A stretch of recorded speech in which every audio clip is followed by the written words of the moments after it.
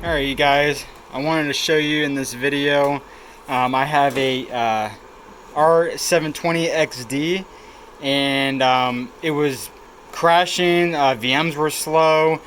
so we just figured the host needed a reboot, so we rebooted the host and we hooked up a screen up to it and it was stuck on the VMware recovery screen. So what we have done is we saw the orange light on this drive was blinking green and orange, and what that means is that it's in a degrade or it's a predictive fail mode, which means that the drive is just basically failing. So all we did, because it was stuck on that VMware loading screen and was not moving at all, I was about to shut it down again, but I simply just ejected this drive, and the moment I ejected this drive, VMware has loaded up now. So that was, if anyone comes across this where their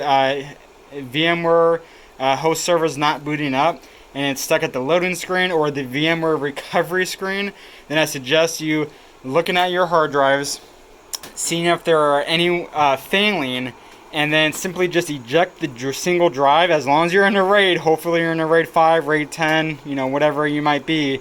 And we're in a RAID 10 here, so we just simply ejected this drive because it's obviously failing. And now what we're going to do is go ahead and replace this with another 4 terabyte drive, of course, right now, so we can start doing the rebuild process. But now at least our server's booting up and our clients can now get onto the server.